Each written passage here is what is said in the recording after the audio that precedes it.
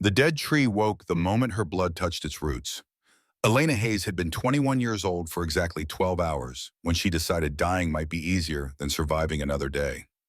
The November frost crunched beneath her knees as she collapsed at the base of the oak, its massive trunk looming above her like a monument to everything she would never understand about herself. Her ribs screamed where Mother Superior Helena's boot had connected that morning the third time this week, and the torn skin across her palms left red trails in the silver moonlight as she pressed shaking hands against bark that had been gray and lifeless for 3 centuries. The pain came first, not the dull ache of familiar injuries, but something sharper, hotter, as if the tree were drinking from her wounds and burning as it swallowed. Elena's vision blurred. She'd walked 5 miles through the Appalachian darkness to reach this clearing, following instincts she couldn't name toward a place that had haunted every nightmare since childhood. The sanctuary priestesses had brought her here once when she was 7, stood her before this skeletal giant, and told her the story of the woman who'd burned at its roots. Your mother probably knew her, they'd whispered. That's why they left you here. Cursed calls to cursed. But the tree wasn't cursed. Elena understood that now in this final moment before her consciousness fractured. The tree was waiting. It had been waiting 300 years for someone like her, someone desperate enough, broken enough, angry enough to bleed the right blood in the right place at the right time. Warmth spread from her palms into the ancient wood. Not the warmth of summer sun or kitchen fires, but something wilder, older, like lightning, given form and taught patience. Elena tried to pull away. Her body wouldn't respond. The warmth climbed the trunk in veins of gold that chased away gray rot and knit together bark that had cracked before her grandmother's grandmother was born. Higher, higher still, into branches that creaked and groaned and remembered what it meant to grow. The first blossom opened with a sound like an exhale after centuries of holding breath. White petals caught moonlight and threw it back doubled, trebled, until the clearing blazed brighter than noon. Elena's scream stuck in her throat as power poured through the connection between her bloodied hands and the tree's awakening heart. Images crashed into her mind, not memories, but something deeper. A woman's face, beautiful and terrible, wreathed in flames. A crown that blazed gold before turning gray as ash. A voice that spoke one word with the weight of prophecy behind it, finally. 500 miles north in a mansion of black stone that overlooked the Blue Ridge Mountains, AlphaKing Dominic Blackwood jerked awake with Elena's name on his lips, though he'd never heard it before. The taste of her blood filled his mouth, copper and moonlight, and something indefinable that made his wolf surge forward and howl. Not here, south. 500 miles south, where their mate was dying at the feet of a tree that shouldn't be alive. Elena didn't know about the king or the bond or the wolf that recognized her from across an impossible distance. She knew only that the darkness was rising to meet her, and this time she was too tired to fight it. Her last conscious thought as the tree blazed with a million white flowers and her body crumpled to frost-hardened earth was simple. I'm sorry I couldn't be what they wanted. The tree disagreed. The tree knew exactly what she was. 12 hours earlier, Elena had been on her knees in the sanctuary kitchen, scrubbing blood from stones that were older than the United States itself. Not her blood, not yet. Sister Margaret had slaughtered 3 chickens for the evening meal and left the mess like she always did, because cleaning was what foundlings did, what cursed girls were good for. Elena's hands moved in patterns she could perform blind scrub, rinse, wring out the cloth, and start again. The water in her bucket had gone cold an hour ago. She didn't bother asking for fresh. You learned early in places like this that asking only brought attention, and attention only brought pain. The Sanctuary of the Moon stood at the western edge of Virginia, where the Appalachian Mountains turned their backs on civilization and whispered secrets to wind and stone. 287 years old, according to the cornerstone, though locals swore the foundations went back further, to times when colonists still feared the wilderness and what lived in it. The building sprawled across 5 acres, the main temple with its vaulted ceiling and stained glass, the dormitories where priestesses slept in narrow beds, the kitchens and larders and libraries stuffed with books Elena wasn't allowed to touch.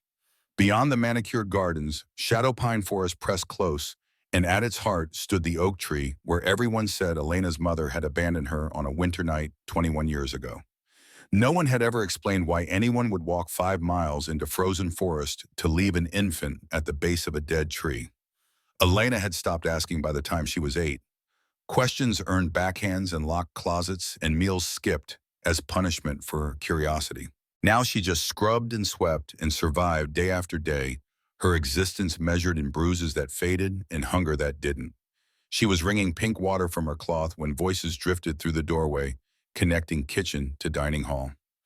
Not the usual evening chatter of priestesses discussing scripture or gossip. These voices carried edges that made Elena's shoulders tense. Mother Superior, Helena's clipped tones cut through the first Senator Ashford's people were here yesterday, asking questions about the prophecy. A younger voice, Sister Anne, probably responded with barely concealed excitement. What did you tell them? What could I tell them? The tree's been dead 3 centuries. The prophecy is folklore. No one serious believes a Luna will return. But what if someone tried? What if someone with the bloodline touched it, then they'd be a fool, and we'd report them to the coalition immediately? Helena's voice dropped lower, forcing Elena to strain to hear. The last Luna nearly destroyed everything. Families torn apart. Territories went to war. Thousands died before they finally burned her. If someone tries to resurrect that chaos, I'll drag them to the flames myself. Elena's hands stilled in the bucket. She'd heard stories about the Luna everyone had. 300 years ago, a woman named Lydia Blackwood had bonded with the AlphaKing and manifested powers that shouldn't exist, healing that defied nature, mental communication across impossible distances, the ability to calm bloodlust and rage with a touch. The coalition's council of elders had called her heretic. When the king refused to execute his own mate, they'd done it for him, chaining Lydia to the oak and burning her alive while her bondmate screamed from a cell they'd locked him in. The tree had died with her. Some said it screamed. Elena had always felt sorry for Lydia. Now, overhearing Helena's casual venom, she felt something else: recognition. They'd burned Lydia for being too much.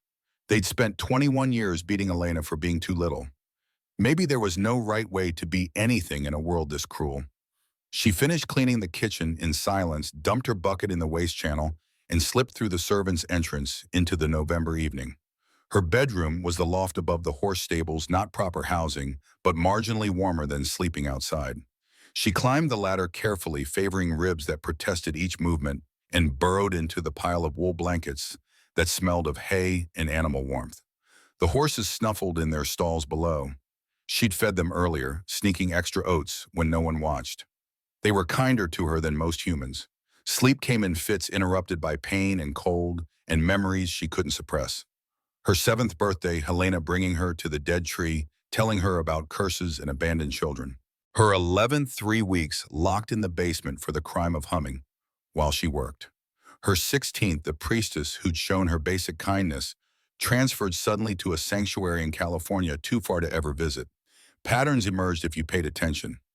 The sanctuary kept Elena alive because doctrine demanded it. They made sure she suffered because something in her existence offended them on a level they couldn't articulate. She woke before dawn to the sound of truck engines in the courtyard. Not the usual delivery vehicles, these were larger military, maybe with diesel growls that set the horses stamping nervously. Elena crept to the loft's small window and peered through warped glass at the scene below.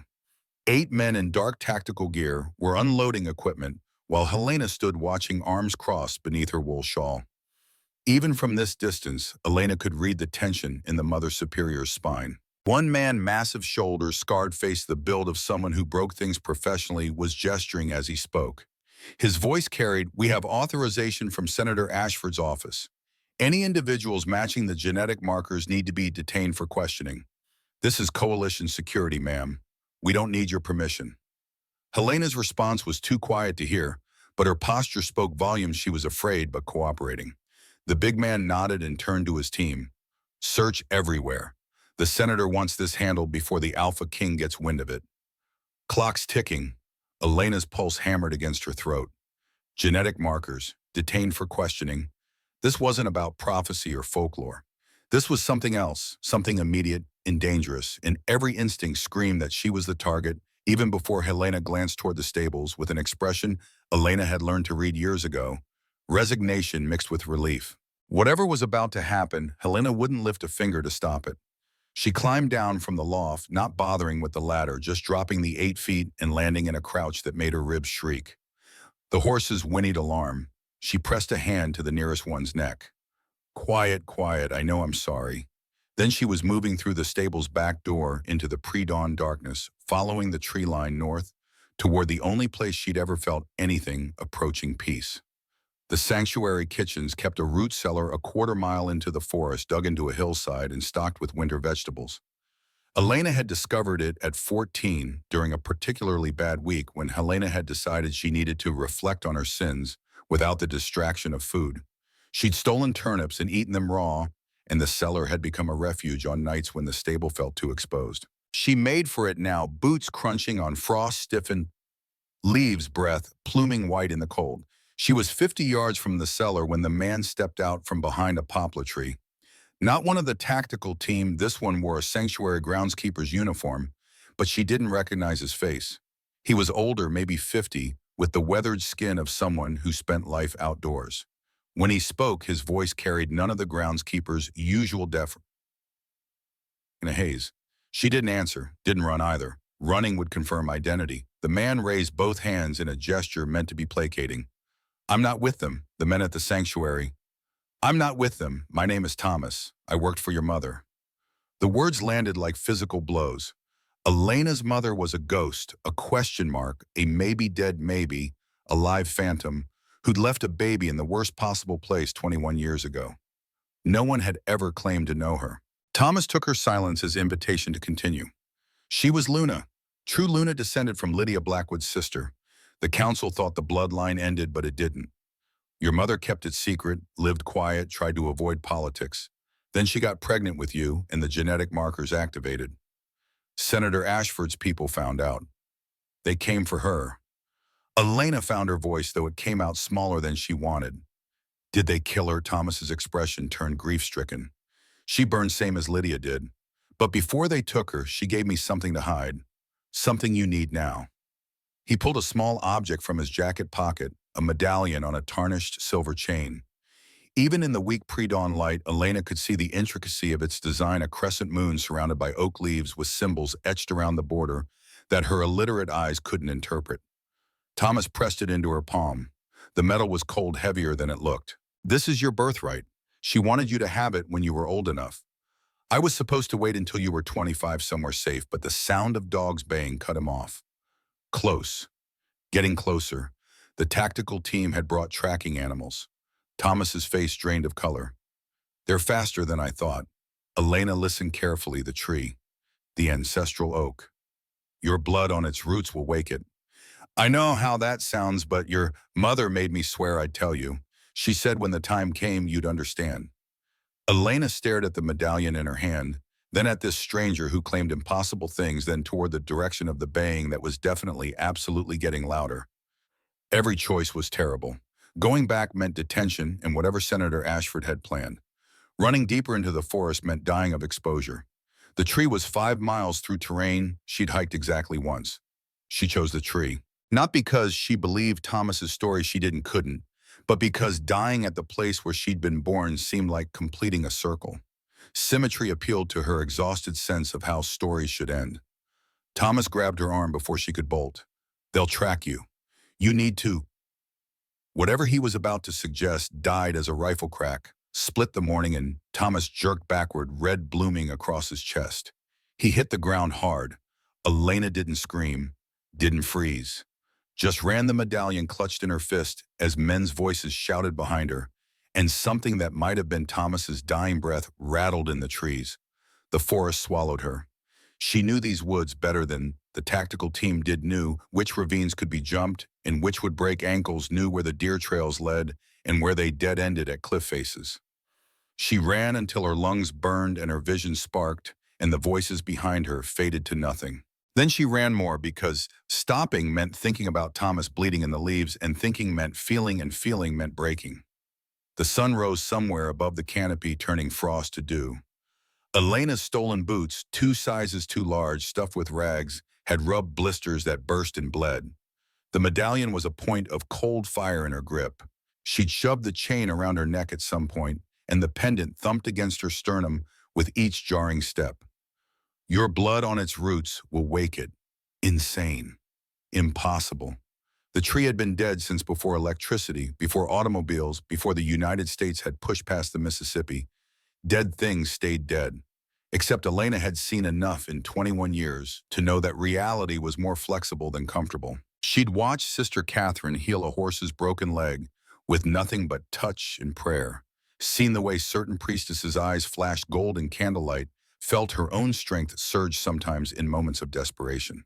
The coalition's official stance was that shifters were genetic anomalies, throwbacks to when humans and wolves interbred in prehistory. That the alpha, beta, omega designations were just hormonal variations, nothing mystical. But Elena had lived alongside women who spoke to the moon and got answers. She'd learned early that official stances were how powerful people controlled uncomfortable truths. The oak appeared with startling suddenness, the forest opening into a clearing that felt carved from different physics. Elena stumbled to a halt, chest heaving, and took in the enormity of what she'd somehow forgotten. The tree was vast. Its trunk had to be 30 feet in diameter, bark gray, and cracked like drought-ruined earth. Branches spread in skeletal patterns against the pale sky, reaching maybe 70 feet up, thick as grown oaks themselves. Nothing grew within 20 feet of the roots. Even the grass looked dead, frozen in permanent winter, while the rest of the forest cycled through seasons. She walked forward on legs that trembled from exertion and shock. Her right hand was bleeding where she'd fallen on exposed roots a mile back. Her left palm had a deep cut from grabbing a thorn bush to keep from sliding down a ravine. Both injuries leaked red down her wrists, dripping to the gray earth with soft pats. The tree waited. Elena knelt at its base, pressed her bleeding palms to bark that felt like stone, and whispered, "I don't know if you can hear me. I don't know if any of this is real, or if I've finally lost my mind. But if there's even a chance that my mother was telling the truth, if there's even a possibility that I'm supposed to be here, please, show me." Warmth bloomed beneath her hands. Not metaphor, not imagination, actual heat radiating from wood that had been corpse cold seconds before. Elena gasped as the sensation climbed her arms, wrapped around her chest, pressed into her broken ribs and soothed them. The gray bark under her palms darkened to brown, then deeper brown cracks, sealing themselves with tissue that looked almost organic. Gold light traced veins up the trunk, not reflected, not external, but shining from within the wood itself, as if someone had replaced the tree's sap with molten sun. The first blossom erupted from a branch directly above her head, with a sound like fabric tearing. White petals, each the size of her hand, unfolding in patterns too perfect to be natural. Then another bloom, another, dozens, hundreds, thousands, until every branch was weighted with flowers that glowed in the morning light like captured stars. The clearing blazed brighter than noon. Elena tried to pull her hands away. They wouldn't move. The connection between her blood and the tree's heart was a living thing now, two-way pulling at something deep in her chest that had been sleeping her entire life. Images crashed through her mind in overlapping waves, a woman's face beautiful and fierce with eyes the same shade of green as Elena's. Flames climbing her body while she sang something that might have been a blessing or a curse. A crown made of gold and moonlight blazing as it settled on the woman's head seconds before the fire consumed her. A man's scream, raw and broken, echoing across centuries. And then a voice not external, not quite internal, but resonating in the space between Elena's thoughts and reality. Daughter. Daughter of my blood. You have come home. Elena's vision whited out.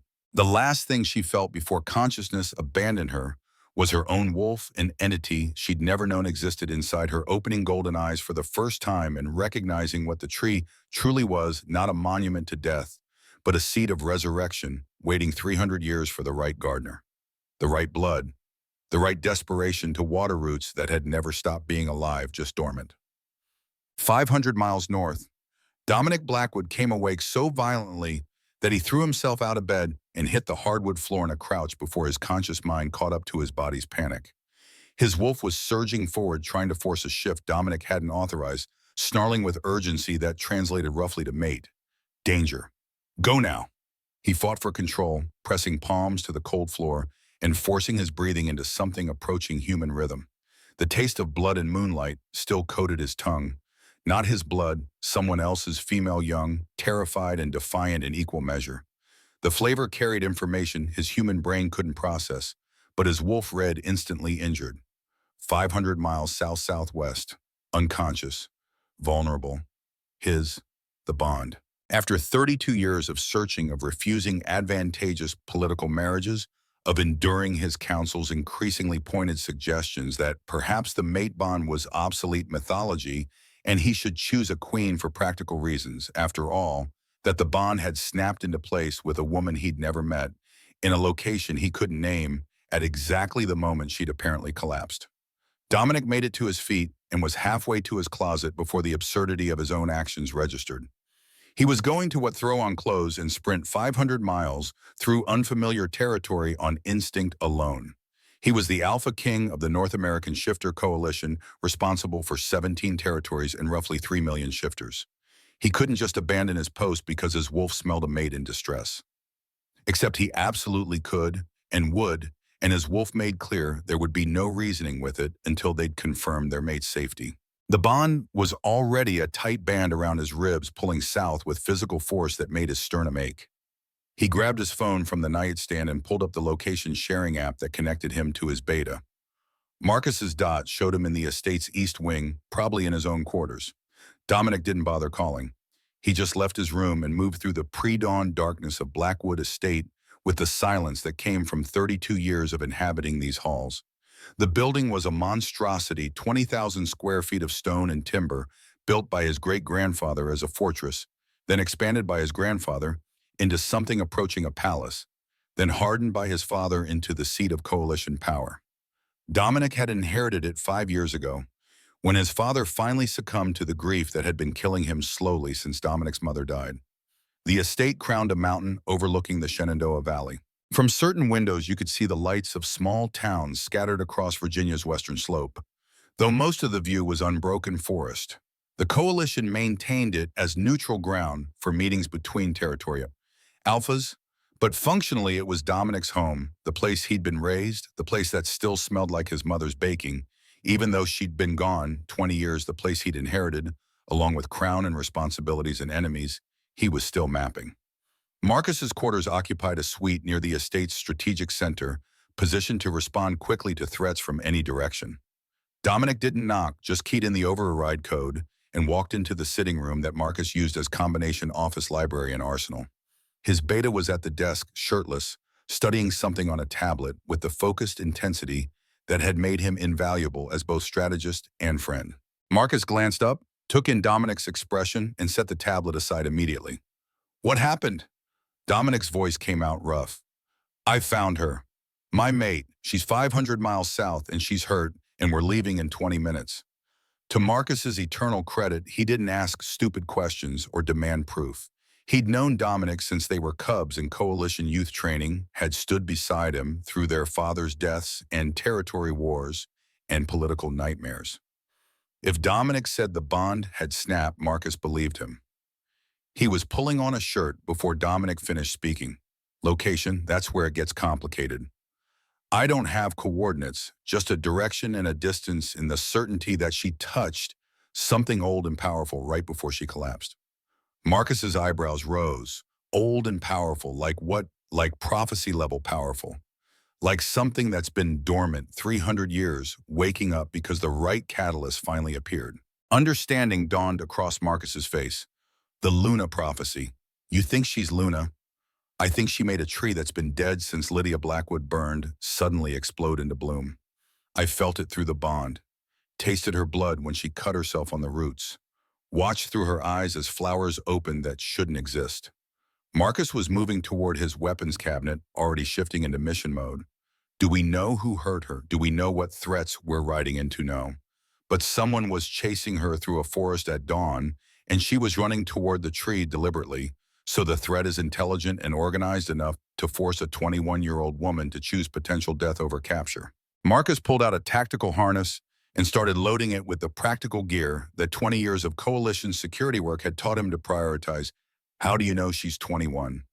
Dominic paused, examined the information flooding through the bond he didn't fully understand yet.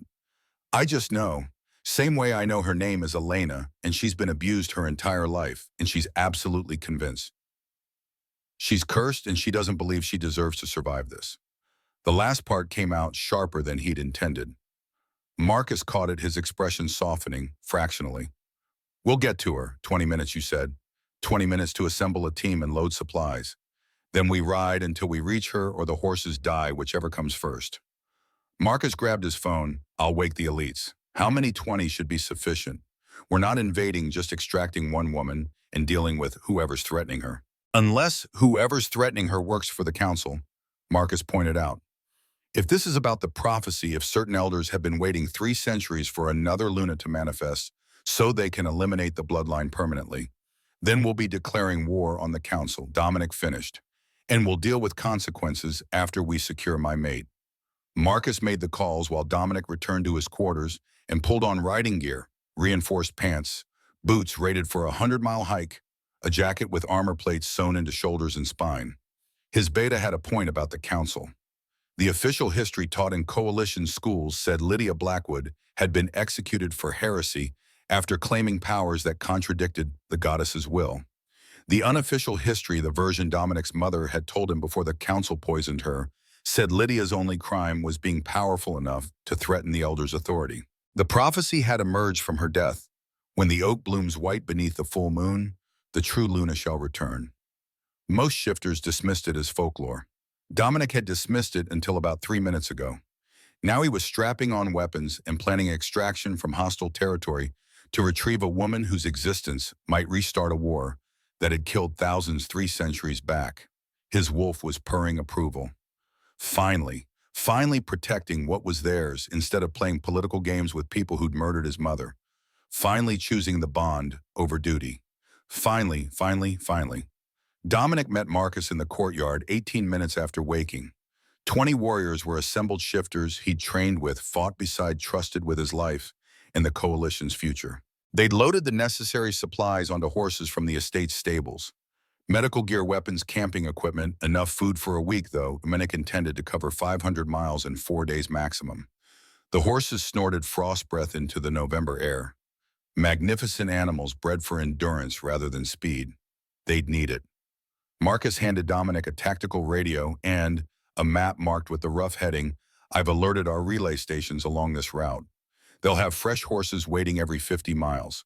We can swap mounts without stopping, maintain 20-hour riding days. Dominic studied the map. The heading pointed them southwest toward Virginia's western edge into the Appalachian Range, where coalition authority got thin and old families still governed by pre-coalition law. Dangerous territory. Perfect place to hide something or someone the council wanted erased. He swung into his saddle and looked at the assembled warriors. We ride for the sanctuary of the moon.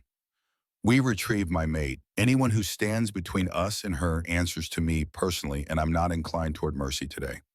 Questions. A young warrior, couldn't be more than 25, raised a hand. My king, what if the council orders us to stand down? Then you follow orders and return here with your honor intact. I'll continue alone. The young warrior grinned respectfully. Sir, that's not how this works. Where you go, we go. The rest of the team voiced agreement. Dominic felt something tight in his chest ease fractionally. He'd inherited a broken coalition and spent 5 years rebuilding bonds of loyalty his father's grief madness had corroded. Moments like this confirmed the work was paying off. He pressed heels to his mount's flanks, and the stallions surged forward, hooves striking sparks from the courtyard's stone pavers. Behind him, 20 warriors followed in tight formation. They'd covered 5 miles before the sun crested the eastern peaks, and Dominic could feel each mile as reduction in the distance between him and Elena. The bond was a compass needle pointing inexorably south, toward the woman who'd woken a dead tree, toward the Luna who might save or destroy everything Dominic had built, toward his mate. The men who found Elena unconscious at the oak tree's base arrived with weapons drawn and orders to contain the situation before it escalated beyond salvage. They were professionals, private military contractors working for Senator Richard Ashford under the legal fiction of coalition security enforcement. Their leader, a man whose ID read Garrett Shaw, but whose real name was probably something else, had led Black Ops teams through 3 territorial wars and considered himself unshockable. The tree shocked him. It was alive. Undeniably, impossibly alive, covered in white flowers that glowed with bioluminescence that shouldn't exist outside deep ocean creatures.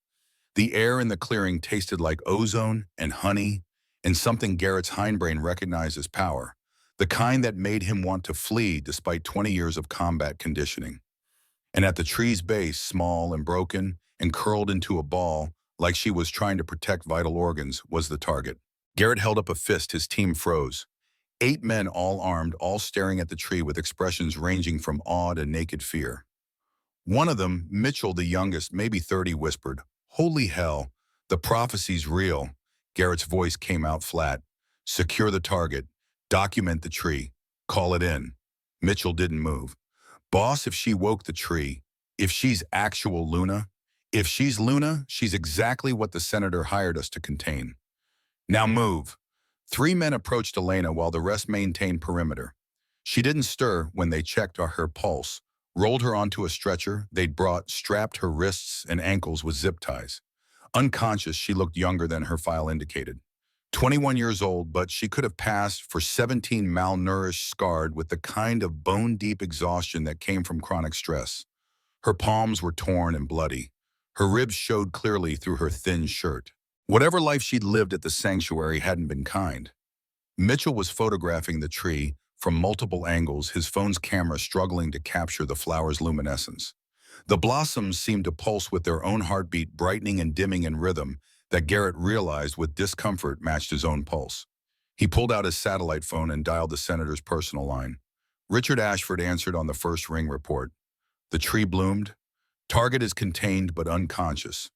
Order's silence stretched long enough that Garrett checked the connection. "Then bloomed how?" "Like the prophecy says, sir. White flowers, full moon, the whole package.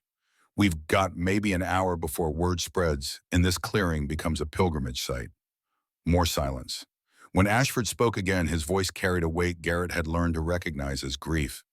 "Get her away from the tree. Take her to the sanctuary and hold her in the basement until I arrive. No one sees her, no one speaks to her. Is that understood?" "Understood, sir. What about witnesses?" The groundskeeper Thomas made contact before we could stop him. "He's dead, but he might have told her things. Then it's vital we control the narrative before she wakes. Bring her in, Garrett. The coalition's stability depends on it." The call ended. Garrett gestured to his team, "Load her up.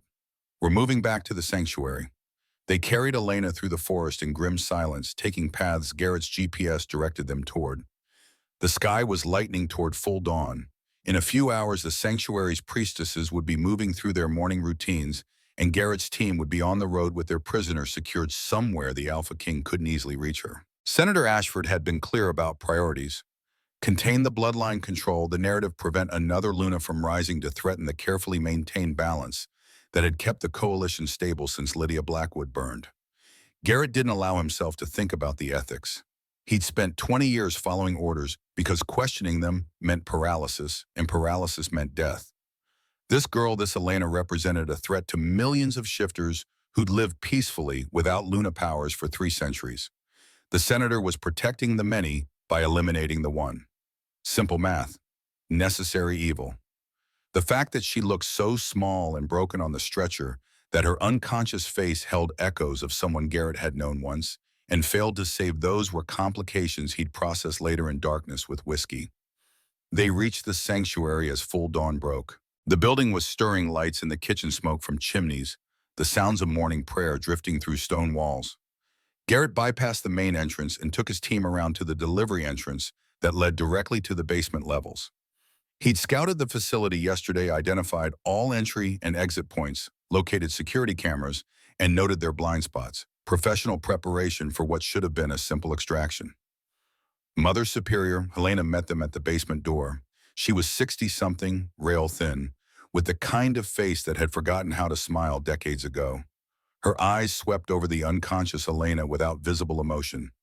"You found her. The tree bloomed," Garrett said. "We need to secure her until the senator arrives." Helena's expression flickered fear. Satisfaction? Both before resettling into neutrality. The southern cell is prepared. No windows, reinforced door, soundproofed walls. The foundling spent time there before. She knows it well. The casual cruelty in those last words made something twist in Garrett's gut. He gestured his team to follow Helena deeper into the basement, through corridors that smelled of old stone and mildew. The southern cell turned out to be exactly as described, windowless, with a door that looked like it belonged in a bank vault, walls that absorbed sound. A cot in the corner, a bucket for waste, nothing else. They laid Elena on the cot and removed the stretcher. Garrett checked her restraints one final time, then motioned his team out. Helena lingered at the doorway. How long will she be here until the senator decides what to do with her? Could be hours, could be days. And if she wakes, then she wakes alone, in the dark, Garrett said. Same as always, according to you. Helena's smile was small and satisfied. The cursed belong in darkness. It's the only kindness we can offer them. She pulled the door shut with a boom that echoed in the stone corridor. Garrett heard the magnetic locks engage with a series of heavy clicks. The cell was now airtight, soundproof, escape-proof. Elena would wake if she woke to absolute darkness, in silence, unable to even hear her own breathing clearly. Garrett's phone buzzed with a text from the senator. On my way, ETA 6 hours. Maintain security until I arrive. 6 hours. Garrett sent acknowledgement and gestured his team toward the basement's exit. They had surveillance to set up perimeters to maintain questions to deflect when locals inevitably noticed the military presence. The prophecy waking up after 300 years of dormancy qualified as a significant event. Keeping it quiet would require creativity and force in equal measure. As they climbed the stairs toward daylight, Mitchell fell into step beside Garrett Boss. Do you ever wonder if we're the bad guys? Garrett didn't break stride every day. But bad guys protecting innocent people from worse outcomes. I can live with that. What if we're wrong? What if she's not a threat? Then the senator will release her with apologies and compensation. Until then, we do our jobs. Mitchell dropped back unconvinced but obedient. Garrett led his team into the sanctuary's courtyard and began deploying them to strategic positions. The sun was fully up now, painting the Virginia mountains gold and crimson. Beautiful morning. The kind of morning that felt like promise, like hope. Garrett ignored the beauty. Hope was a liability in his profession. Better to focus on concrete tasks and achievable objectives. Contain the girl, control the narrative, prevent disaster. Simple math necessary evil. Don't think too hard about the Kia. The wind shifted, carrying the scent of white flowers from 5 miles away. Despite all his training and discipline, Garrett shuddered. Elena woke to darkness so complete she couldn't tell if her eyes were open or closed. She lay motionless, taking inventory, horizontal surface beneath her thin mattress, over what felt like stone wrists and ankles, free but sore. Her head throbbed. Her ribs ached. Her palms burned. Memory returned in fragments. The tree, the blossoms, the voice that had called her daughter, then nothing. She sat up slowly, orienting by touch. The cot was narrow, industrial. The floor, when her feet found it, was cold stone. She stood and immediately hit her head on something metal, a low ceiling maybe 5 feet high.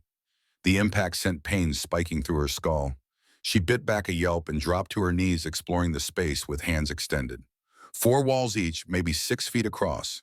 Stone or concrete seamless. No windows. A door in what she arbitrarily decided was the north wall metal, no handle on this side, sealed tight. A bucket in the corner that smelled of old bleach. That was the sum total of her prison. The southern cell. Elena recognized it now. Helena had locked her here 3 times over the years, once for a week when she was 12, and had stolen bread to feed a pregnant stray cat once for 4 days when she was 15, and had talked back to a visiting elder once for 10 days when she was 19, and Helena had needed no excuse beyond mood. The cell was designed to break spirits, small enough to prevent exercise, dark enough to destroy circadian rhythm, silent enough that after a few days, you started hearing phantom voices just to fill the void. Elena had survived it before. She'd survive it again. Probably. She made her way back to the cot and sat wrapping her arms around her knees. The medallion was gone. They must have taken it when they captured her. Thomas's words echoed, "Your blood on its roots will wake it." She'd done that. The tree had woken. What happened next time became meaningless. Elena tried counting her breaths to measure passage, but lost track after what might have been an hour or might have been 3. Her stomach growled. The air in the cell was stale and getting staler. She lay on the cot and tried to sleep, but her mind was racing, cycling through everything that had happened in the last 24 hours. Waking yesterday morning with no idea it was her birthday, the beating, Sister Catherine's warning about mercenaries, Thomas dying in the leaves. the tree blazing to life under her bleeding hands, and the voice, that ancient female voice calling her daughter. She must have slept eventually because she woke to the sound of the door's locks disengaging. Light flooded in, blinding after darkness. Elena threw an arm across her eyes and heard footsteps enter the cell. Two people, maybe three, moving with the efficient confidence of professionals. A man's voice gravelly and tired. "Can you sit up?" Elena didn't move, didn't answer. Years of surviving the sanctuary had taught her that cooperation was often interpreted as weakness. The man sighed. "We can do this easy or hard. Senator wants you coherent for questions, which means we need to give you water and food. You want that, you sit up and behave." Senator, that would be Ashford, the name Helena had mentioned, the one sending people to detain anyone with Luna bloodline. Elena's throat was sandpaper dry. Her body screamed for water. She pushed herself upright, squinting against light that felt like needles. The man resolved into focus as her eyes adjusted. Big scarred, probably mid-40s. Ex-military written into every line of his posture. Behind him stood another man, younger, nervous, holding a tray with a water bottle and what looked like a sandwich. The older man studied Elena with an expression she couldn't quite read. "I'm Shaw. This is Mitchell. We're contracted security. You're being detained pending investigation into unauthorized use of coalition resources." Elena found her voice cracked and rough. "What resources, the ancestral oak? That's federal property. Making it bloom without authorization is a crime." The absurdity of the accusation, claiming she'd committed crime by being bled on cursed wood, made Elena laugh. The sound came out bitter and sharp. "I was dying." The tree woke itself. "Arrested if you don't approve." Shaw's expression didn't change. "The senator will be here soon. He'll explain your situation more thoroughly. For now, you eat, drink, and stay quiet." "Understood." He gestured Mitchell forward. The young man set the tray on the cot beside Elena and backed away quickly, like she might bite. The water bottle was sealed. The sandwich was peanut butter and jelly on white bread wrapped in plastic. Institutional food. The kind you gave prisoners. Elena grabbed the water and drank half the bottle before remembering to pace herself. The sandwich tasted like cardboard, but she ate it anyway, years of food insecurity overriding any objection to the source. Shaw watched her eat without comment. When she finished, he collected the empty water bottle in plastic wrap. "Someone will bring dinner in a few hours. Until then, sit tight." They left. The door sealed behind them with that heavy boom. Darkness returned, but Elena's mind was clearer now. Stomach temporarily sated and throat soothed. Detained pending investigation was bureaucratic language for something more final. She'd seen enough of the world's cruelty to recognize when she was being managed toward a predetermined end. The senator would arrive. He'd ask questions Elena couldn't answer. Then what execution? She'd already survived one attempt to burn her. Maybe they'd be more creative the second time. She lay back on the cot and closed her eyes. The medallion was gone, but she could still feel its weight against her sternum, phantom sensation like an amputated limb. Thomas had said her mother was Luna, that Elena herself was descended from Lydia Blackwood's sister, hidden bloodline genetic markers. If that was true, if any of this was true, then she represented a threat to people who'd built power on Luna's absence.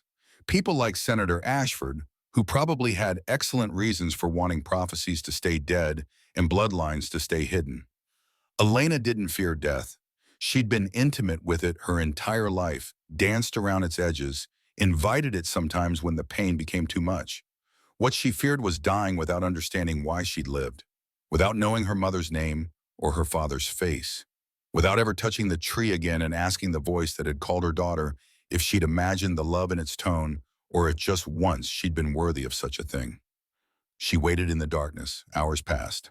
Dinner arrived, more water, more sandwiches delivered by Mitchell alone. He looked more nervous this time, kept glancing at Elena like she might transform into something dangerous. When he left, she heard him say to someone in the corridor, "She's so young. Are we sure about this?" The response was too quiet to hear. The door sealed. Elena ate her dinner in darkness and tried to prepare mentally for whatever Senator Ashford would bring when he finally arrived. Dominic felt the change in the bond around noon on the third day of riding. They'd covered 300 miles in 54 hours, swapping horses at relay stations and sleeping in shifts while someone maintained watch. His team was exhausted. The horses were near collapse. Dominic himself was operating on willpower, and wolf-driven instinct, his human mind increasingly subordinate to the part of him that recognized Elena as mate and would tolerate nothing, no obstacle, no authority, no law standing between them. The change was subtle, just a flicker in the bond that had been a steady pull south, a spike of fear, then anger, then forced calm. Elena was awake. Elena was frightened. Elena was adapting to her circumstances with the kind of resilience that came from surviving terrible things routinely. Dominic's hands tightened on his reins. Marcus, riding beside him, caught the motion. What, she's awake. Someone's holding her prisoner, and she's terrified but trying not to show it. Marcus pulled out his tablet, checking maps against GPS coordinates. We're 200 miles out. If we push through tonight, we can be there by dawn tomorrow. Dominic shook his head. We need fresh horses and a plan. The Sanctuary of the Moon isn't some isolated compound. It's on federal land protected by coalition law, home to 36 priestesses. We can't just storm it. So what's the plan? We arrive as representatives of the AlphaKing conducting official inquiry. We're investigating reports of coalition security violations in this region. We have authority to inspect any facility and question any individuals. They'll have to let us in. And if they refuse, then we stop being polite, Dominic said. But we tried diplomacy first. The sanctuary has been training priestesses for 3 centuries. Some of them are bound to be decent people who will object to detaining my mate in their basement. Assuming she's in the basement, Marcus pointed out. We don't actually know where they're holding her. The bond knows. I can feel her below ground in stone. The direction is exact enough to navigate by. They reached the next relay station as the sun dipped toward the western peaks. Fresh horses were waiting along with food, water, and a message from Blackwood Estate. The council had requested Dominic's immediate return for emergency session. Senator Ashford was claiming urgent security matter requiring AlphaKing's attention. Dominic read the message and laughed. He's panicking. He detained my mate, and now he's trying to get me back to the capital where he can control the conversation. Marcus was studying his tablet with a frown. Dom, I'm seeing something weird. News reports from this region. Unexplained light phenomenon last night. Locals claiming they saw a tree glowing in Shadow Pine Forest. The ancestral oak. Word spreading. If locals know, the council knows. Which means we're not just racing to rescue Elena. We're racing to secure her before the council sends a neutralization team. Dominic's wolf snarled at the thought. Let them try. My mate is not getting neutralized. They ate quickly, changed to fresh horses, and pushed on as twilight deepened. The road narrowed as they climbed into true mountains, winding through terrain that hadn't changed significantly since Daniel Boone explored these ridges. Coalition infrastructure got thin this far from major territories. Some communities out here, still governed by pre-coalition law, still treated the federal government as foreign occupation. Dominic's phone rang around midnight, Senator Ashford's number. He almost didn't answer. Then Marcus gave him a look that said ignoring the call would be politically stupid, so Dominic pulled his horse to a halt and took the call on speaker. Senator Ashford's voice was calm and reasonable. AlphaKing Blackwood. I understand you're en route to the Sanctuary of the Moon. I'd like to discuss the situation before you arrive. Dominic kept his tone neutral. What situation would that be? Senator, we've detained an individual who may represent a security threat to the coalition. I'm told you have personal interest in her well-being. She's my mate. That goes slightly beyond personal interest. Silence. Then I was afraid of that. Dominic, you have to understand, if she's truly Luna, if the prophecy is manifesting, if she's Luna, she's under my protection, and you've committed the gravest possible violation of coalition law by detaining her. Mates are sacred, Senator. Even you can't override that. Ashford's voice dropped lower, more urgent. 300 years ago, a Luna nearly tore the coalition apart. Territory wars, brother against brother. The council had no choice but to execute her before she could destroy everything our ancestors built. Your version of history differs from mine, Dominic said. My mother told me Lydia Blackwood was murdered because the council feared her power, because she made certain elders feel small and irrelevant. Tell me, Senator, is that why you're holding Elena? Because she threatens your authority. I'm holding her because I won't watch another generation die in the wars Luna will trigger. Ashford's composure was cracking. I'm trying to save lives, Dominic, even if that means making impossible choices. Release her. Now, before this becomes a conflict neither of us can walk back from. I can't do that. She's too dangerous. The bloodline needs to end here humanely before she manifests fully, and it's too late.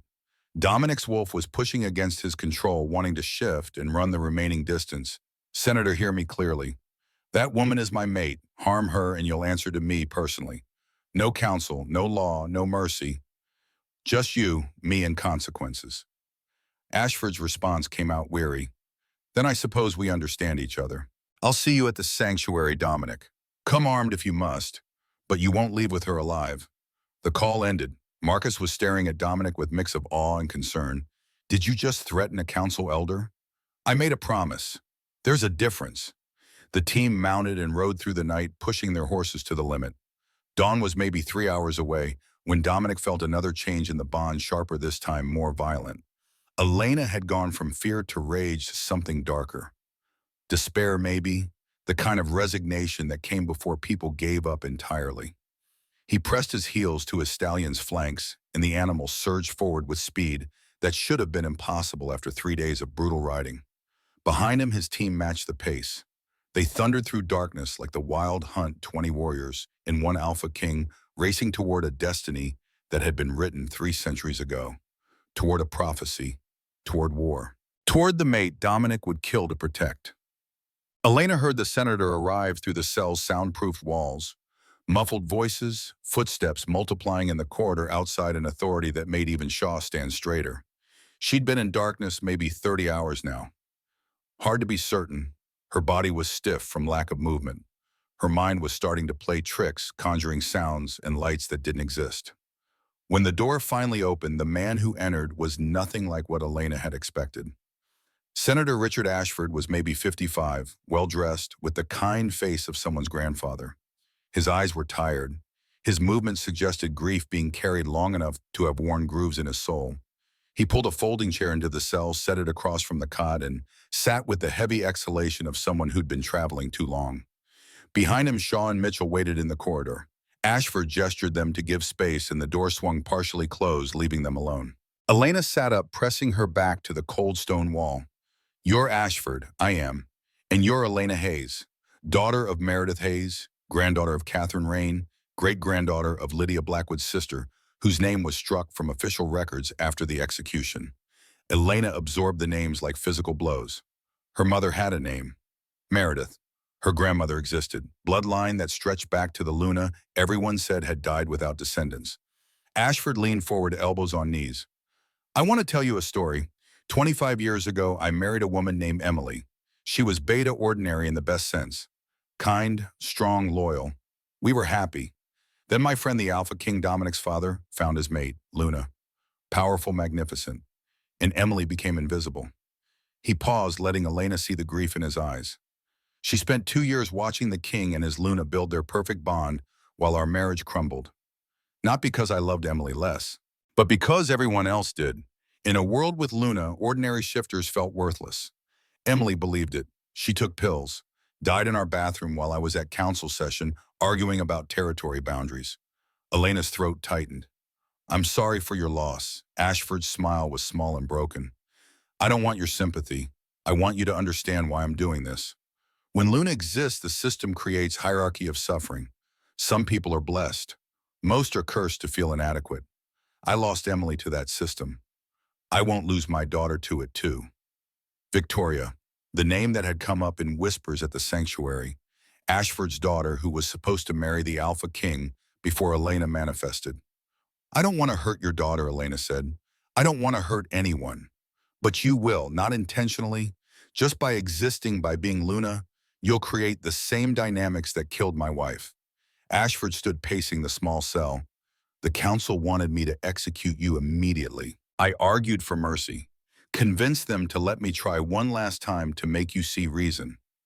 What reason that you can choose not to claim the bond, not to pursue your mate, not to manifest as Luna. You can walk away, live quietly somewhere safe, let the prophecy die with you. And if I refuse, then I'll have no choice but to follow the council's orders. Elena met his eyes, which are execution. Clean, quick, merciful, same as your mother received. The words hung between them. Elena waited for fear. Instead, she felt something closer to relief. The threat had been ambiguous for so long, in detention investigation, unknown consequences. Having it named indefinite was almost restful. She took a breath. My mother burned for 3 hours before she died. The records say she sang hymns to the goddess while flames consumed her. Does that sound merciful to you? Ashford's face crumpled. Elena, please no. Elena stood closing the distance between them despite her weakness. You lost someone you loved. I understand that grief. But slaughtering people to prevent grief is insane. You can't control fate. You can't eliminate Luna from the world any more than you can eliminate the moon. I can try. For Emily, for Victoria, for every ordinary shifter who'll suffer when hierarchy is reestablished. Elena thought about Thomas dying in the forest, about Sister Catherine's small kindnesses over 21 years, about the voice in the tree that had called her daughter with such terrible love. What if Luna doesn't mean what you think it means? What if the system failed because people like you treated it as competition instead of complementarity? Ashford was silent for a long moment. Then, you sound like someone who's read too many idealistic interpretations of history. I can't read it all. I sound like someone who's lived 21 years as the person everyone decided was worthless. I know what that does to a soul. I wouldn't wish it on anyone. Which is exactly why you need to let this go. Walk away from the bond. Live quietly. Spare the coalition another catastrophe. Elena shook her head. I touched a tree that had been dead 3 centuries and it bloomed. I felt the goddess's presence in that moment, actual divine attention on my small, broken life. I can't walk away from that any more than I can walk away from breathing. Ashford turned toward the door, shoulders sagging. Then I'm sorry. Truly, you seem like a good person, but the coalition's stability is more important than one woman's life, even if that woman is innocent. He left. The door sealed. Darkness returned. Elena sat on the cot and wrapped her arms around her knees. Execution. Clean, quick, merciful. She'd faced death before when the fire had touched her feet in the village square. Some part of her had been ready then. Some part had been relieved. That part was quieter now, because between then and now she'd felt something she'd never felt before the bond. A golden thread pulling south-north, she corrected herself mentally. She was south of wherever he was. Dominic Blackwood, AlphaKing her mate, who was allegedly racing toward her through the Virginia mountains with a team of warriors, and death on his mind for anyone who'd harmed what was his. Elena had never met him, didn't know his face or his voice beyond phantom impressions through the bond, but she could feel his fury and his fear and his absolute certainty that she was worth saving.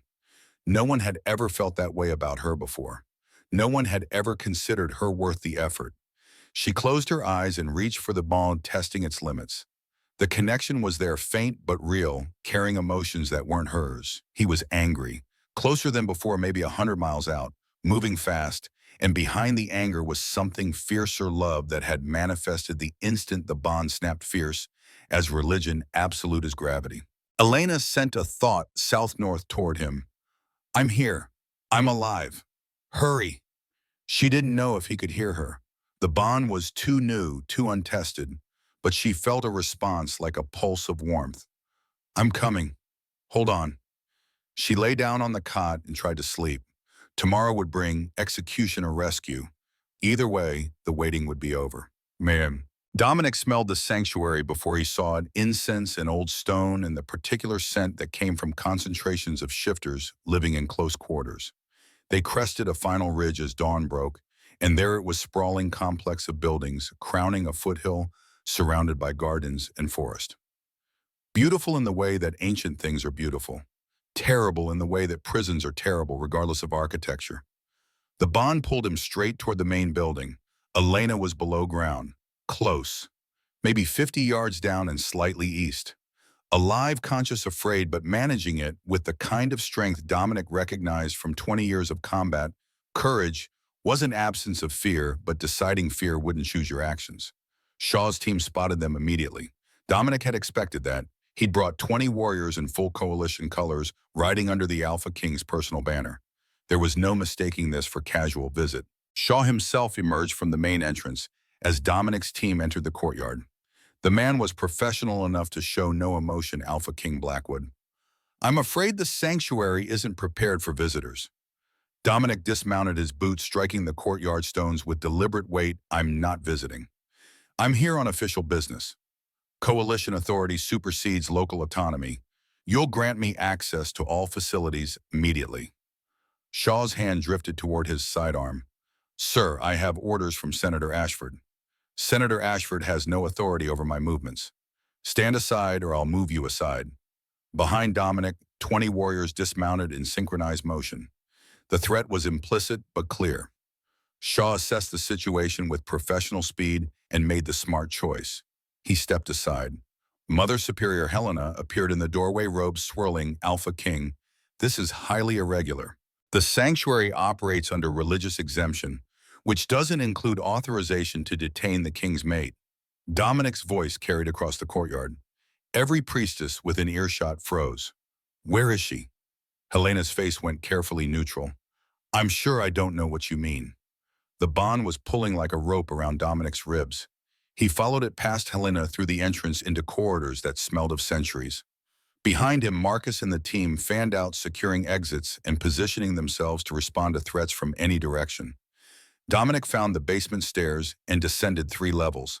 The bond pulled him through a maze of storage rooms and archives until he stood before a sealed metal door that radiated wrongness. Soundproofed, climate-controlled. The kind of door designed to contain dangerous things, or helpless ones. He didn't knock, just grabbed the handle and pulled with strength that bent the metal and tore magnetic locks from their housing.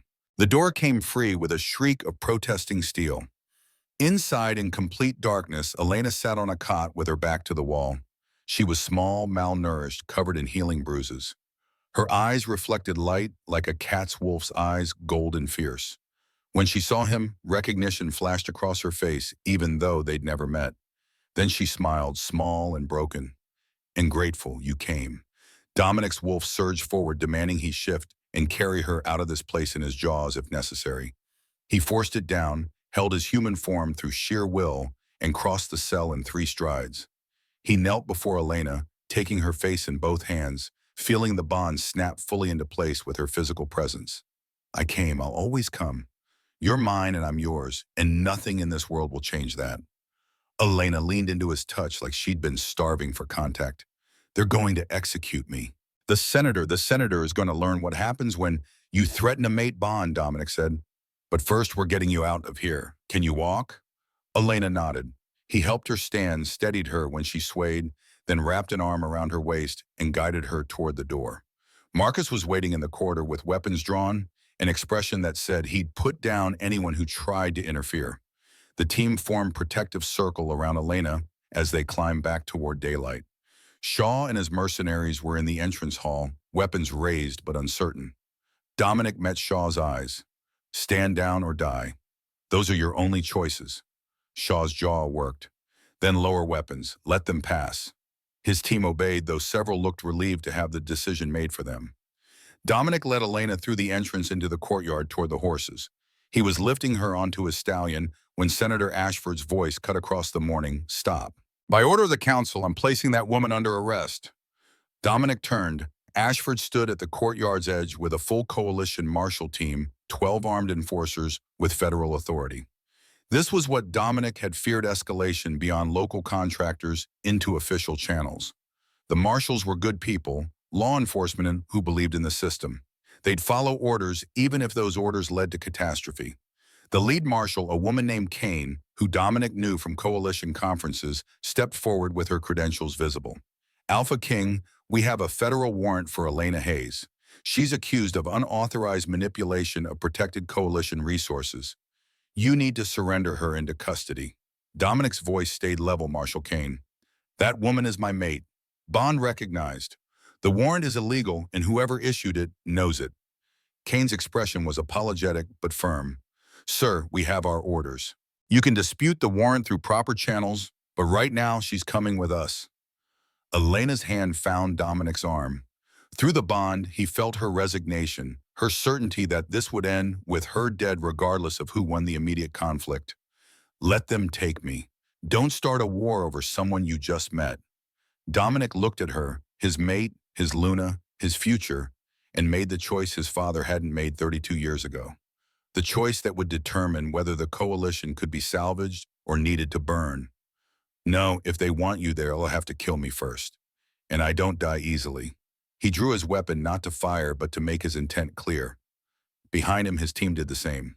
20 warriors loyal to Dominic, personally facing off against 12 marshals who served the law.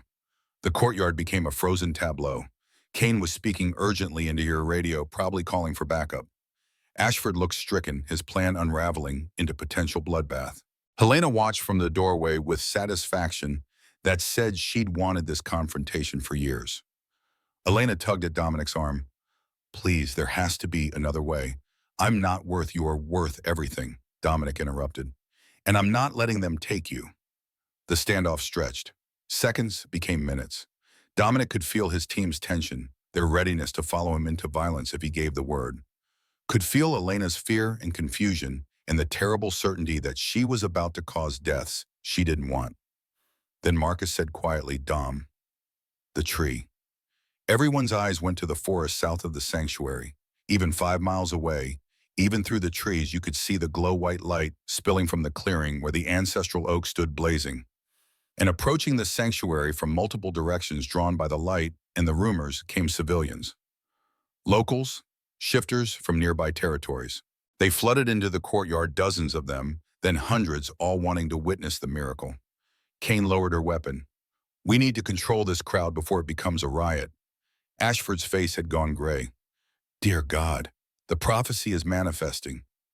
From the crowd, an old woman's voice rose. Is it true? Is, Luna returned. The question rippled through the assembly. More voices joined. Show us, prove it. Let us see. Dominic felt Elena stiffen beside him. She was terrified of crowds of attention, of being seen. But the crowd wasn't hostile. They were hopeful, desperate for something to believe in after 3 centuries of waiting. Elena looked up at Dominic. If I show them, if I prove I'm Luna, will that stop the execution? It'll force the council to acknowledge the bond. They can't execute a confirmed Luna without triggering civil war. Then I'll do it, whatever test they need. Dominic turned to Kane, the ancestral crown. It's in your federal archives. Bring it here. Let her try to wake it. Kane hesitated.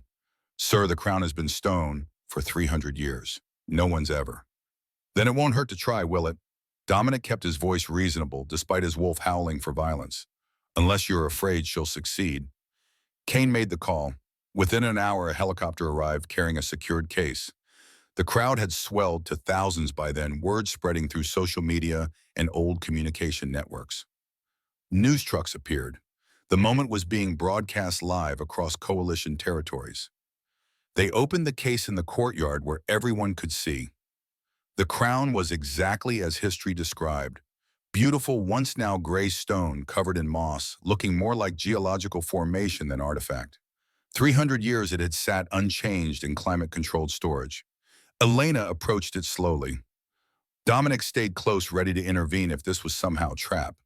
But the crowd was reverent, parting to give her space. Even Ashford looked more awed than antagonistic now.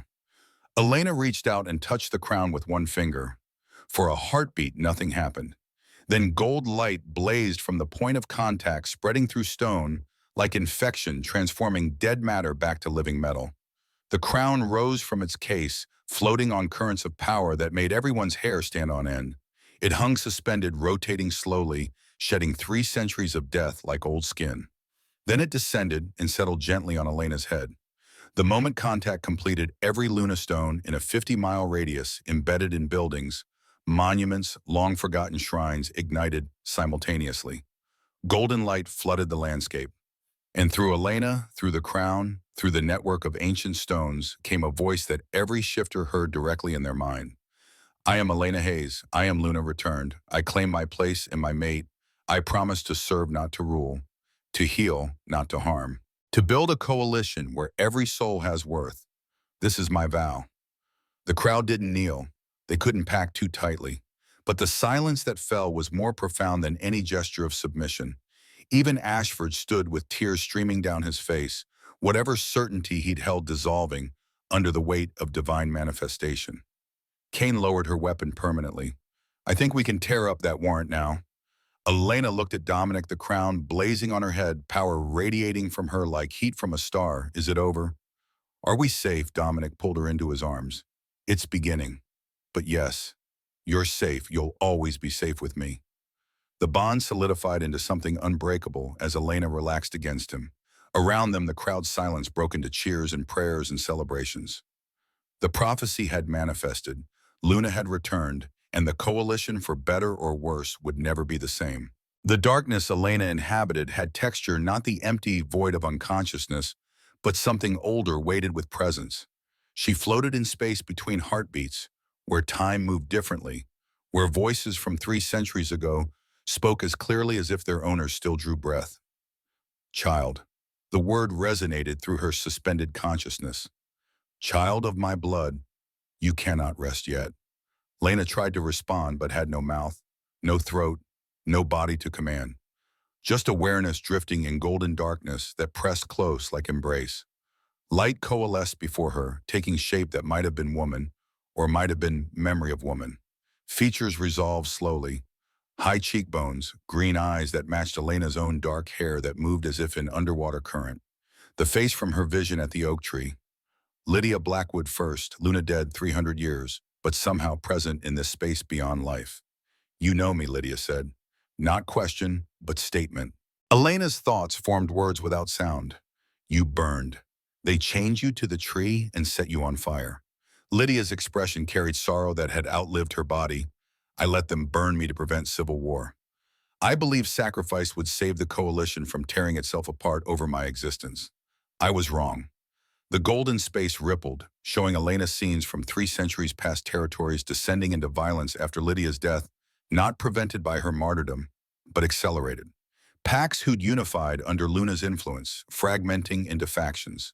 Bloodshed that lasted decades. Thousands dead. All because the council had convinced themselves removing Luna would restore stability. They told me you were heretic, Elena thought, that you claimed powers against the goddess's will. They told you what they needed to believe. Lydia moved closer and Elena felt warmth like standing near fire that couldn't burn. I was young, powerful. I frightened people who'd built authority on being unchallengeable. So they created narrative that justified my execution. Why are you here? Why show me this? Because you're standing at the same crossroads. I stood at 300 years ago. You can let them make you martyr. Die noble, change nothing. Or you can fight, live. Force them to accept that Luna exists, not to threaten them, but to heal what they've broken. Elena felt the pull of her body somewhere far away. Dominic's voice calling her back. Healers working to stabilize systems that had nearly shut down. The temptation to surrender was powerful. Returning meant pain and politics and responsibilities she'd never asked for. I'm so tired, Elena admitted. Can't someone else do this? There is no one else. The bloodline narrows to you. If you die now, Luna dies with you. The prophecy ends. And 300 years from now, another desperate girl will bleed on that tree and nothing will happen because the magic will be gone. That sounds peaceful. Lydia's laugh carried grief. You don't believe that. You touched the oak knowing it might kill you. You healed your mate even though the poison was lethal. You don't want peace. You want purpose. You want your suffering to mean something. The accusation landed true. Elena had survived 21 years of abuse by believing somewhere, somehow there was reason for her existence beyond being the sanctuary's whipping post. The tree blooming had confirmed that belief. Dying now would render everything pointless.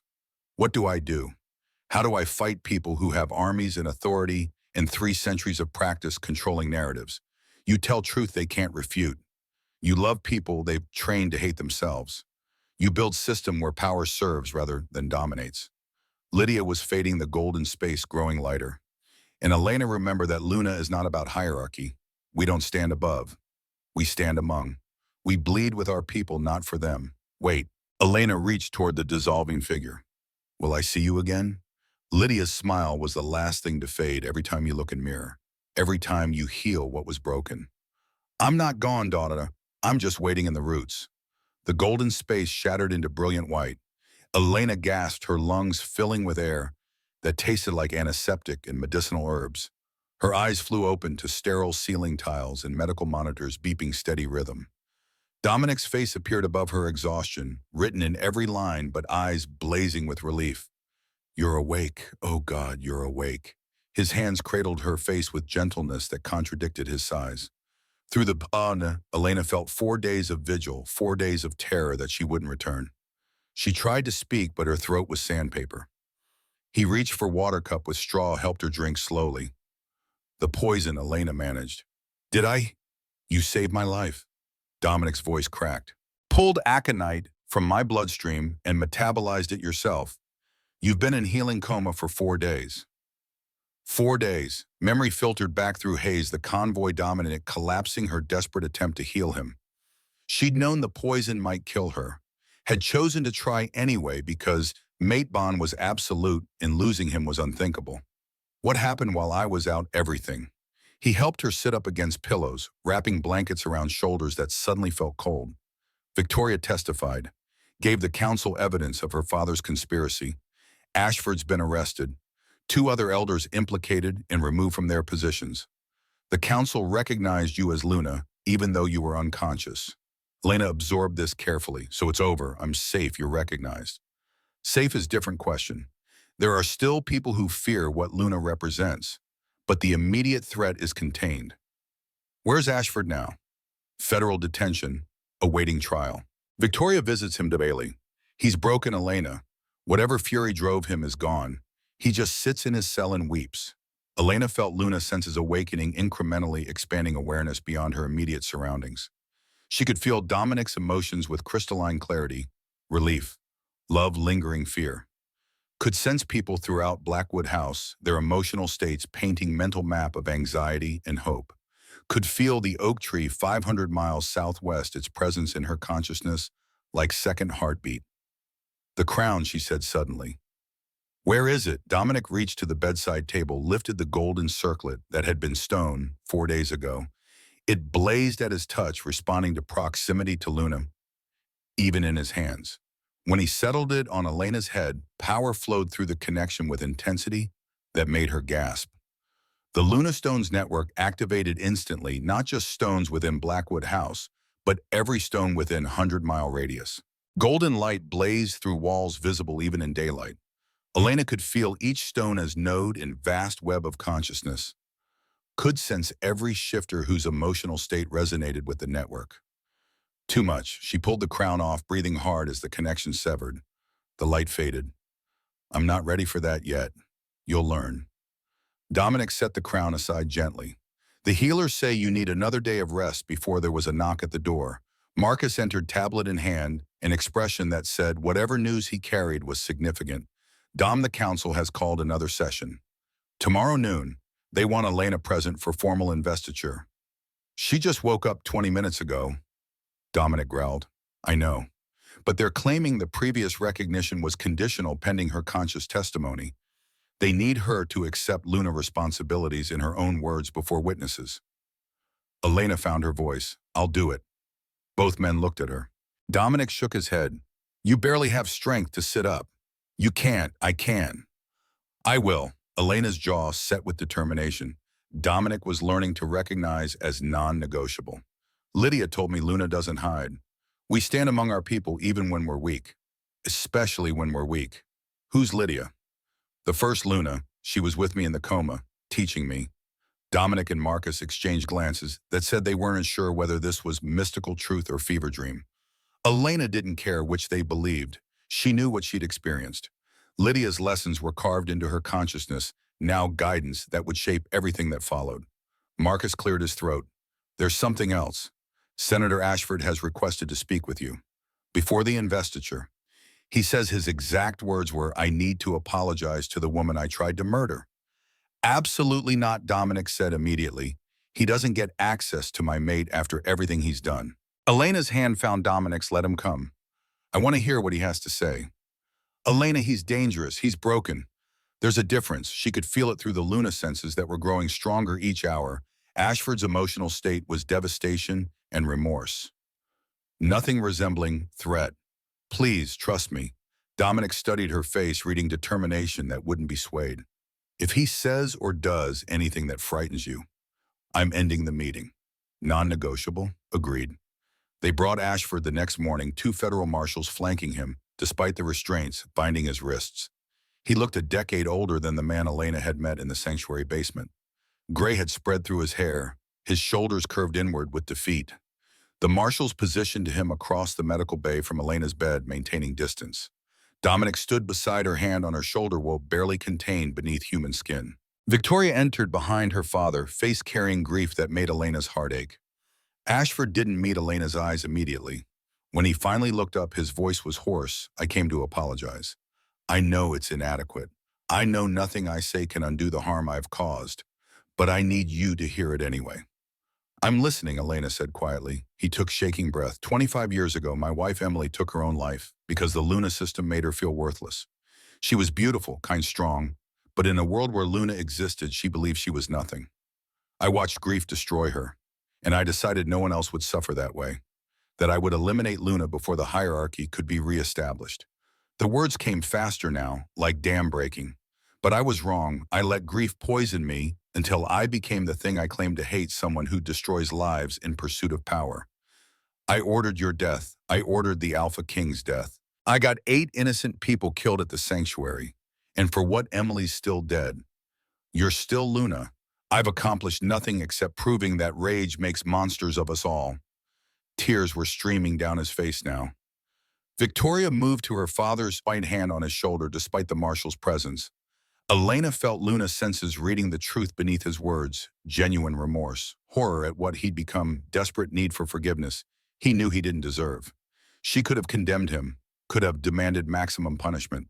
Instead, she thought about Lydia's words, "We heal what was broken." Senator Ashford. Her voice carried power she was still learning to wield. You murdered my mother. You tried to murder me. You got innocent people killed. Those are facts that can't be changed.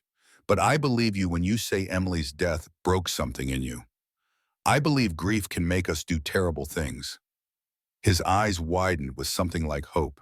Elena continued, the council will determine your legal punishment, but I'm going to ask them for something else. I want you to work with me. Help me build a system where people like Emily don't feel worthless. Where Luna exists not to create hierarchy, but to heal divisions. Where everyone, Alpha, Beta, Omega, knows they have value. Ashford stared at her. You want me to help you after everything? I want you to help Emily. To honor her memory by making sure her death meant something. By ensuring no one else suffers the way she did. Victoria was weeping now, clutching her father's shoulder. Ashford's face crumpled. I don't deserve this mercy. None of us deserve mercy, Elena said. But we need it anyway. So I'm offering it. Take it or refuse it. Your choice. Ashford fell to his knees despite the restraints, despite the marshal's protests. I accept. I'll spend whatever years I have left making this right. I swear it. The marshals helped him stand and led him away. Victoria lingered, her eyes meeting Elena's. Thank you. You gave him what I couldn't, a reason to keep living. A way to honor mother that doesn't involve destroying everything. After they left, Dominic knelt beside Elena's bed. That was either the wisest thing I've ever witnessed or the most dangerous. I haven't decided which. Maybe both, Elena said. Lydia told me Luna stands among the broken. That means standing with everyone, even those who tried to kill us. The investiture ceremony convened at noon in the council's Great Hall, broadcast live across every coalition territory. Elena wore simple white dress provided by Blackwood House staff, the crown resting on her head, with weight that felt both physical and symbolic. Dominic escorted her to the dais where 12 council seats sat, 3 now empty, after Ashford and his co-conspirators' removal. The gallery was packed beyond capacity. News cameras lined the walls. Every alpha of significant territory had come to witness history. Elena felt their emotions through Luna senses, curiosity, hope, fear, wonder, all mixing into complicated tapestry of anticipation. Elder Rollins stood to address the assembly. We gathered today to formally invest Elena Hayes as Luna of the North American Shifter Coalition. The crown has woken. The prophecy has manifested. Now we must determine what Luna's return means for our future. He turned to Elena. Miss Hayes, the council recognizes your bloodline and your bond with the Alpha King. But recognition is not the same as acceptance. Before we proceed, you must answer questions that weigh on every shifter's mind. Will you answer honestly? Elena's voice carried clearly despite her weakness. I will. 300 years ago, Luna's existence created hierarchy that many found oppressive. How will you prevent history from repeating? Elena had prepared for this question during the night by refusing to stand above anyone. I'm not claiming dominion over shifters. I'm offering service, healing for those who need it, bridge building between factions that have been divided. I want to create sanctuaries for abused Omega schools that teach regardless of designation systems, where power is used to lift up rather than control. Beautiful words, Elder Brian interjected from his seat, one of the elders who'd supported Ashford's conspiracy. But how do we know you won't abuse Luna powers the way Lydia Blackwood did? Lydia Blackwood was murdered for threatening the council's authority, Elena said flatly. Let's not pretend her execution was about protecting anyone. It was about maintaining control. Gasps rippled through the gallery. You couldn't contradict council history openly without consequence. But Elena was Luna the Crown. Blazing on her head gave her authority the council couldn't easily override. Rollins raised a hand for quiet. Miss Hayes, are you claiming the council's historical records are false? I'm claiming they're incomplete. Elena stood, ignoring Dominic's steadying hand. I've spoken with Lydia. She showed me what actually happened 3 centuries ago. The wars came after her death, not before. The council eliminated her to preserve their power structure, and thousands died as a result. The assembly erupted in chaos. Some elders were shouting denial. Others looked stricken. The gallery exploded with argument as centuries of accepted history were challenged openly. Prove it, Elder Bryant demanded. Prove you've spoken with someone who died 300 years ago. Elena closed her eyes, reached for the crown's power, and let it amplify her consciousness through the Lunastone's network. Every shifter in the Great Hall suddenly felt the connection, Elena's awareness touching theirs, carrying memories that weren't her own, but were absolutely real. They saw through Elena's experience Lydia burning at the oak tree, singing blessings over the coalition, even as flames consumed her. They felt her final thoughts, not curses but grief, that her sacrifice would prove meaningless. They witnessed the aftermath, territories descending into violence, the council consolidating power over the people too traumatized to resist. When Elena released the connection, the hall was silent. Some shifters were weeping openly. Others looked shaken to their core. Even Elder Brian had gone pale. Rollins's voice was unsteady. That changes our understanding considerably. Elena felt exhaustion pulling at her, but forced herself to continue. The council taught that Luna was dangerous because that narrative justified her murder. I'm not denying my powers are significant, but danger comes from how power is used, not from its existence. I'm asking you to let me prove that Luna can serve rather than dominate, that we can build something better than what existed before. And if you're wrong, if Luna powers corrupt you the way the council claims they corrupted Lydia, then you'll do what you did to Lydia. Execute me, but give me the chance to try first. Rollins looked at his fellow elders, reading their expressions.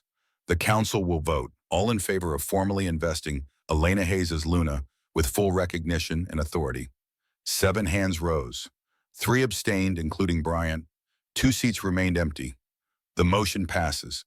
Elena Hayes, you are hereby recognized as Luna of the North American Shifter Coalition. May your service bring healing and unity. This session is adjourned. The gallery erupted in applause mixed with dissent. Elena swayed on her feet, the effort of maintaining composure finally overwhelming her reserves. Dominic caught her before she fell, lifting her easily despite the audience. Get her to the medical bay, Marcus said. The claiming ceremony can wait until number. Elena's voice was weak but determined. We do the claiming now. While everyone's watching, let them see what mate bond actually means. Dominic studied her face. You're exhausted. You can barely stand. Then you'll hold me up. Please, Dominic. The bond needs to be formalized. That's what will make me truly safe, not council recognition, but the fact that harming me means harming you. He understood the political calculation even through his concern. A completed mate bond was sacrosanct in shifter culture. Even the council couldn't override it without triggering massive backlash. All right, he said quietly, but we're doing this at the oak tree, not in some hall full of politicians. If Luna is returning, she returns properly. They traveled to Shadowpine Forest in convoy of vehicles, hundreds following from the investiture. The oak tree stood as Elena had left it, covered in white blossoms that glowed softly despite daylight. The clearing had been cordoned off by federal marshals, but Kane removed the barriers when she saw Elena and Dominic approaching. The claiming ceremony was ancient words in language that predated the coalition rituals that connected back to when shifters first learned to balance human consciousness with wolf nature. Elder Rollins performed the rites with gravity that said even skeptics recognized the significance of this moment. Dominic marked Elena at the base of the oak tree, his teeth gentle on the junction of her neck and shoulder, where the bite would leave permanent scar. The bond exploded through both of them with force that made Elena cry out. Not pain, but completion. Two souls recognizing each other across lifetimes, choosing to intertwine permanently. Golden light blazed from Elena's skin where Dominic's mark formed. The crown on her head responded to the completed bond with power surge that made the oak tree tremble. And then slowly at first, then accelerating, seeds formed on every branch. Thousands of seeds, each glowing like captured starlight. They detached from branches and floated upward on wind that hadn't been blowing seconds before. The crowd watched in awed silence as seeds dispersed across the forest, carried by currents that defied normal meteorology. Where seeds landed, blessing manifested. Elena could feel it through the network. Failing crops revitalizing sickness, lifting from chronically ill shifters, old grudges softening as people who'd been enemies for years suddenly remembered why they'd been friends once. The goddess's favor made tangible through Luna and the oak's combined power. The ceremony completed as sun touched the horizon, painting the clearing gold and crimson. Elena stood wrapped in Dominic's arms, exhausted beyond measure, but feeling more herself than she ever had. The crown blazed on her head. The mark on her shoulder pulsed with Bond's rhythm. And for the first time in 21 years, she knew with certainty that she belonged. 1 year later, Elena walked through corridors of the Sanctuary of the Moon with very different purpose than her childhood trudging. She wore Luna's authority visibly now, not just the crown, but the confidence that came from year of healing teaching and slowly rebuilding systems that had been broken for centuries. Mother Superior Helena was gone, transferred to a remote facility where she would spend remaining years in contemplation. The sanctuary now housed Elena's first school education for all designations taught by teachers who understood that worth wasn't determined by genetics. Sister Catherine met Elena at the entrance, older but smiling with genuine joy. The new students have settled in beautifully. We have 27 children now, 5 alphas, 16 betas, 6 omegas, all learning together. And the abuse reports down 70% across coalition territories where we've opened sanctuaries. People are starting to trust that reporting won't make things worse. They walked through classrooms where children studied reading mathematics history that included Luna's actual story rather than council propaganda. Through gardens where older students learned agriculture. Through the dormitory where beds replaced the cold stone Elena had known. Senator Ashford worked in the gardens, his hands dirty from planting vegetable beds that would feed the students. His sentence had been commuted to supervised community service, lifetime of atonement rather than imprisonment. Victoria worked beside him, having left the capital to help build her father's redemption. Elena paused at the garden's edge. How is he? Catherine's expression was complicated, healing slowly. He speaks to Emily's photograph every morning, telling her about the children he's helping. I think he's finally letting himself grieve properly instead of turning grief into rage. That evening, Elena returned to Blackwood House, where Dominic waited with news that made her laugh and cry simultaneously. You're pregnant. The healers confirmed it this morning. Twins. Elena's hand flew to her stomach where she couldn't yet feel the changes. Twins. How do you know it's twins? Because one has your emotional signature and one has mine. I can feel them through the bond already. They celebrated quietly, just the two of them, where that pregnancy would add complexity to Luna duties that were already overwhelming. But Elena found herself hoping fiercely that the children would inherit a world better than the one she'd known. The months that followed brought challenges the romantic prophecy hadn't predicted. Border territories resisted the new council structure. Some alpha traditionalists claimed Luna was overstepping authority. There were attacks nothing like Ashford's conspiracy, but persistent attempts to undermine Elena's legitimacy. Victoria became Elena's closest advisor, using her political acumen to navigate coalition bureaucracy. Marcus married Victoria in quiet ceremony that said more about practical partnership than grand romance. They worked as Unit Beta, former senator's daughter, loyal unto death. 6 years after the crown woke, Elena stood at the oak tree with 4-year-old twins running through the blossoms that fell year-round now. Marin, her son, had inherited Dominic's gray eyes and protective instincts. Lydia, named for the first Luna, had Elena's green eyes and emerging Luna abilities that manifested in healing scraped knees and calming frightened animals. The coalition had changed, though not as dramatically as some had hoped or others had feared. Luna wasn't magical solution to centuries of systemic problems, but sanctuaries dotted every territory now. Schools taught that worth wasn't designation dependent. The council included Omega and Beta representatives alongside Alphas. Progress was slow. Some days Elena wanted to scream at the pace of change. Other days she marveled that change happened at all. Dominic joined her beneath the oak, sliding an arm around her waist. "What are you thinking about?" "Everything. Nothing. How far we've come, how far we still have to go." Marin ran up breathless and excited. "Mama, I touched the tree and a flower grew." "Did you see?" Elena knelt to his level. "I saw. You're very special." Lydia appeared behind her brother, quieter but equally determined. "Sister Catherine says we're supposed to help people. Is that what Luna means?" Elena pulled both children close. "Luna means we stand with people, not above them. We heal what's broken. We bloom even when it's hard. Can you do that?" Both children nodded solemnly. Elena looked up at Dominic, seeing the future in his eyes. Not perfect, not without struggle, but full of possibility that hadn't existed before the dead tree woke. She pressed her hand to the oak's bark, feeling the network of Luna stones pulse beneath the earth, connecting her to every shifter who needed healing or hope, or simply to know they weren't alone. The tree had bloomed for her once in darkness and desperation. Now it bloomed every day in joy and sorrow, in triumph and struggle. Because that's what life was, not a single moment of transformation, but endless seasons of growth. And Elena Hayes, once the cursed foundling, now the Luna who walked among them, had learned that the most powerful magic wasn't in bloodlines or prophecies. It was in choosing every single day to bloom anyway. Roots might determine where you started, but blossoms showed the world what you chose to become.